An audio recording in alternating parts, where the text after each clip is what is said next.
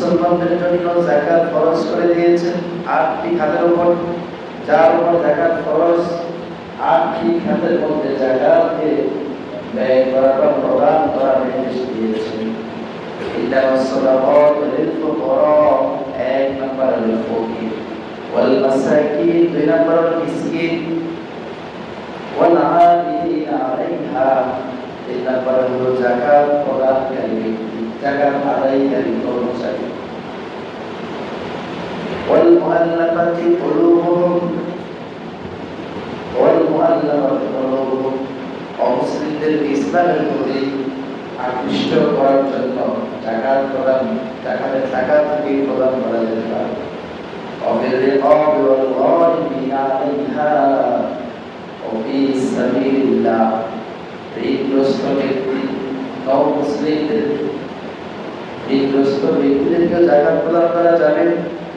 যারা নতুন ইসলাম গ্রহণ করে তাদেরকেও যাকাত প্রদান করা যাবে। ওফি সাবিলিল্লাহ, ওফি সাবিল, মুসাফির এবং আল্লাহর পথেও যারা সংগ্রাম করে, দিন কায়েমের জন্য যারা কাজ করে, তাদেরকেও যাকাত প্রদান করার নির্দেশ দিয়েছেন। ওফি সাবিল ফারিদাতান মিনাল্লাহ, একটা খাতে যাকাত প্রদান করা হলো ফরজ না সুন্নাত? ফারিদাতান মিনাল্লাহ, আমরা বললাম ফরজ, আরবি দিলে ফরজ না, ফরজ বা ফরজ, ফারওয়াদাত ফরজ মানে কি? আমরা বাংলা কি বলি? ফরজ। আমরা বাংলা অনেক শব্দ ব্যবহার করি, যেমন কি বলি আমরা দলিল আর জলিল, অনেকে বলে না, হ্যাঁ, জমির আর জমির, আপনার কাছে না, কিন্তু কথায় উচ্চারণ করে দিলাম, হ্যাঁ, আমি শব্দগুলো আমরা সঠিক শব্দগুলো জানার চেষ্টা করবো এবং সঠিক ভাষায়, শুদ্ধ ভাষায় বলার চেষ্টা করবো ইনশাআল্লাহ তাআলা। তাহলে আল্লাহ কি বলছেন? ফারিদাতান মিনাল্লাহ, 8টা খাতে যাকাত প্রদান করতে হবে। তাহলে আমরা খাতগুলো মোটামুটি জানলাম, হ্যাঁ। সর্বশেষ কি কথা বলেছেন? ফারিদাতান ওফি সাবিল, মানে আল্লাহর পথে ব্যয় করা। আল্লাহর পথে বলতে আল্লাহকে মানুষের কাছ থেকে যাকাত দেবেন, আল্লাহকে কোনো কাজকর্ম করেন, সবকিছু আমাদের তবে আল্লাহর দিন বিজয়ের জন্য। অর্থাৎ আরো সহজভাবে বলে, আমাদের বাংলাদেশের যত ইসলামিক দল আছে, রাজনৈতিক যত ইসলামিক দল আছে, তাদের লক্ষ্য উদ্দেশ্য এদেশে খেলাফত কিংবা ইসলামিক শাসন ব্যবস্থা কায়েম করবে, এদেশের মানুষকে কোরআনের আইন বোঝাবে, শিখাবে, কোরআন দিয়ে দেশ চালানো যায়, এই বিষয়টা যারা বোঝাবে, যে দল কাজ করবে, তাদেরকেও যাকাতের টাকা দেওয়া হয় ফরজের একটা খাত। 8টা খাতের একটা হচ্ছে কি দিন কায়েমের জন্য যাকাতের টাকা থেকে খরচ করা। আর এটা হচ্ছে ফকির, মিসকিন, নমুসলিম, যাকাত আদায়কারী ব্যক্তি। একটা খাত হচ্ছে যাকাত আদায়কারী ব্যক্তি, এই খাতটা হচ্ছে আপনার ইসলামী রাষ্ট্র ব্যবহার করবে। যদি দেশে ইসলামী খেলাফত ব্যবস্থা কিংবা ইসলামী হুকুমিয়াত প্রতিষ্ঠিত থাকে, ওই রাষ্ট্রের কর্তৃক যে কর্মচারী নিয়োগ করে যাকাত আদায়ের জন্য, যাকাতের টাকা থেকে তাকে তার পারিশ্রমিক প্রদান করবে। এটা হচ্ছে এখানটা রাষ্ট্রের অনুষ্ঠিত হবে। আর বাকিগুলো ব্যক্তিগতভাবে আমরা সবাইকে দিতে পারবো। বাকি যে 7টা খাত আছে। এবার আসুন যাকাতের সময় এবং পরিমাণ। আমরা যে চন্দ্র হিসাব করি না, চন্দ্র আর সূর্য হিসাব কিন্তু 2টা পার্থক্য। একটা বিষয় হচ্ছে আমরা যে ইংরেজি ক্যালেন্ডার গণনা করে, এটা কিন্তু চন্দ্র হিসাবের পান, এটা হচ্ছে সৌর হিসাব, হ্যাঁ, লুমিনিয়াস, হ্যাঁ, এটা হচ্ছে কি সৌর হিসেবে বছরের দিন হয় 365 কিংবা 66। আর আমার যাকাত যেগুলো, যাকাতের কথা যে বলি, প্রতি চন্দ্র বছরে যাকাত দিতে হবে, এটা কিন্তু 365 দিনে এক বছর হয় না, এটা হয় 354 দিন। এটাকে জানতে লাগে কেউ? 354 দিনে চন্দ্র বছরে এক বছর হয়, 54, 55, তবে বেশিরভাগ থাকে 54, খুব কমই হয় 55। তাহলে এবার আসো, আমরা যদি যাকাতের যে হিসাব পরিমাণ সম্পদটা আমাদের কাছে হিসাবের সঙ্গে করে আসছে, আমি সময়ের কথা বলেছি, যে সময়টা আছে আর হিসাব পরিমাণ যে অংশটা আছে আসে যাকাতের, যদি আমি চন্দ্র হিসাবে না, যদি সৌর হিসাবে দিই, ইংরেজি ক্যালেন্ডার হিসাবে আমি দিতে চাই 365 দিনে, তখন কিন্তু এক বছর আপনার 2.5% বেশি হয়ে যাবে। আর এই অর্থাৎ 2.58% হয়ে যাবে টাকা। বুঝতে পারছেন? আর যদি আমি প্রতি চন্দ্র বছর হিসাব করি 354 দিনে, তখন টাকাটা হয়ে যাবে কি 2.5% থাকবে। এটা হবে সঠিক।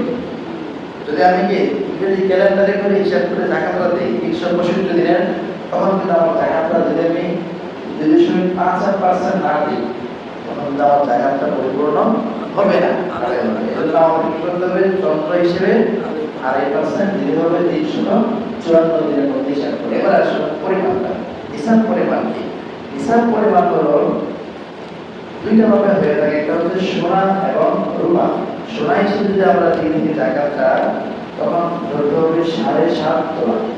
7.5 তোলা মিনস হচ্ছে 7.5 ভরি সোনা। এই 7.5 ভরি সোনা বর্তমান বাজার মূল্য 22 ক্যারেট সোনার হচ্ছে সব ক্ষেত্রে প্রচলিত। এই সোনার মূল্য যদি ধরা হয় হিসাব পরিমাণ অংশ হিসেবে, তাহলে তার বাজার মূল্য আছে 11,39,252.025 টাকা। বুঝতে পারছেন? বর্তমানে সোনার মূল্য হচ্ছে 1,51,900 টাকা করে 22 ক্যারেট যে গোল্ডের দামটা। তাহলে 7 ভরি দাম আসে কত? 11,39,252 টাকা। এই পরিমাণে যদি আজকে থেকে সম্পদের মালিক তার কাছে থাকে, আগামী আজকের দিন থেকে আগামী 354 দিনের মধ্যেই, 54 দিন পরেই তাকে এই টাকার ধরো 2.5% কত টাকা আসে। আর যদি আমি ইংরেজি ক্যালেন্ডার হিসাব করি 365 দিনে দিব, তখন আমরা কি করবো? 2.58% দিতে হবে আমাদের, অর্থাৎ 2.5% উপর বেশি দিতে হবে। এবার আসুন রূপার হারে। রূপার হারে যে জাকাত বা নিসাবের মালিক বা জাকাত খরচ হয়ে যাবে, সেটা হচ্ছে যদি কোনো ব্যক্তির কাছে 52.5 তোলা বা 52.5 ভরি রূপা থাকে, এক বছর একই টাইম, আজ থেকে 354 দিনের মধ্যে 14 দিন পর্যন্ত যদি ওজন থাকে, এই রূপা কিংবা এর সমপরিমাণের টাকা, কি বললাম? রূপা অথবা এর সমপরিমাণের টাকা অথবা এর সমপরিমাণের ব্যবসায়িক চলমান দ্রব্যের টাকা বা যদি থাকে 1 বছর পরিমাণ, ওই সম্পদের জাকাত দিতে হবে 2.5% হারে 354 দিনের মধ্যে। 15 বছরে আর 16 বছরে হবে 366 দিন। যদি দেই, তখন 66 দিনের মধ্যে আবার 2.5% উপরে 5.8 এই হারে দিতে হবে।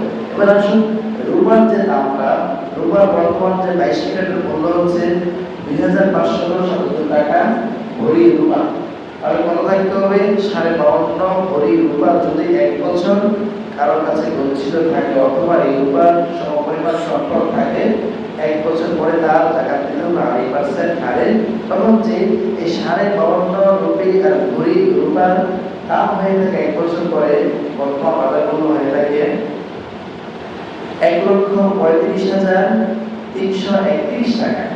কি বললাম? 1,35,331 টাকা সমপরিমাণ রূপা অথবা সমপরিমাণ অর্থ যদি কারোর কাছে গচ্ছিত থাকে, অথবা ব্যবসায়িক সম্পদ যদি গচ্ছিত থাকে 1 বছর, তবে এর জাকাত দিতে হবে 2.5% হারে আপনাকে 1 বছর পরে দিতে হবে। আর হিসাব করে খুব ক্লিয়ার।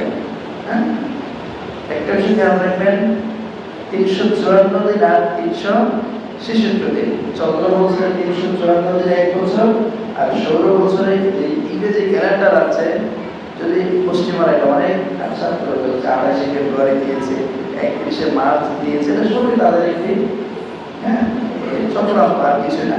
কিভাবে মুসলমানদেরকে আল্লাহর বিধান থেকে চন্দ্র বছর থেকে কোরআনের যে 3 ধরনের কথা আছে, এইগুলি ভুলিয়ে দিবে, এইগুলি একটা অংশ হচ্ছে ইংরেজদের মুসলিমদের একটা চক্রান্তের অংশ।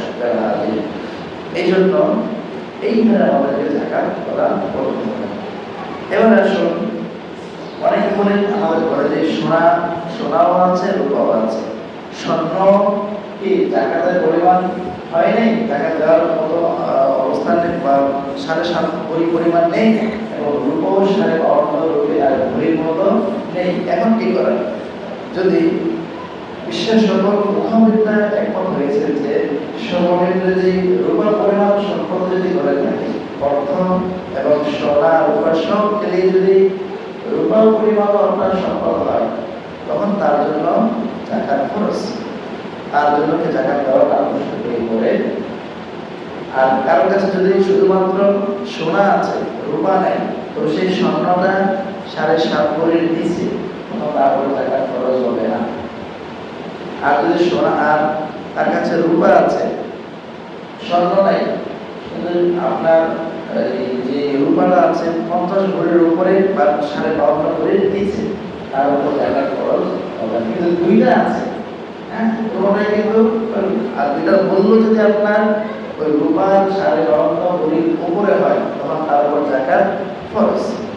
এবারে আসলে আমাদের যে ব্যাংকে টাকা থাকে, হ্যাঁ, প্রাইস বন্ড, মানি বন্ড, ডিপিএস, সেভিংস অ্যাকাউন্টে যত অর্থ থাকে, ওই টাকাটা যদি আপনার সর্বনিম্ন কি বললাম, টাকার পরিমাণটা হচ্ছে রূপা অনুযায়ী 1,35,331 টাকা। এই টাকা থেকে শুরু করে যতই টাকা থাকে, হ্যাঁ, পরিমাণ যতই হোক, প্রত্যেকটারই 1% পরিমাণ যদি এই সম্পদটা আপনার কাছে বা আপনার ব্যাংকে অ্যাকাউন্টে দিয়েছে, অথবা কাউকে সাময়িক ঋণ দিয়েছে, এটা কিন্তু টাকা দিতে হবে। সাময়িক ঋণ দিয়েছেন বা সাময়িক আপনি ঋণ গ্রহণ করেছেন, একটা আছে আমরা বিপদ করে ঋণ গ্রহণ করলেন, এটা আপনি দিতে পারছেন না, হ্যাঁ,